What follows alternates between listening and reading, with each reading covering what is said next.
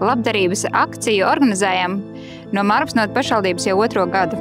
Dodamies ceļā, lai palīdzētu arī ukraiņiem viņu ceļā uz brīvību. Mēs apbraukājam visu Marpas novadu, vācot ziedojumus ukraiņu karavīriem gan frontē, gan arī ukraiņu bēgļiem šeit pat Marpas novadā.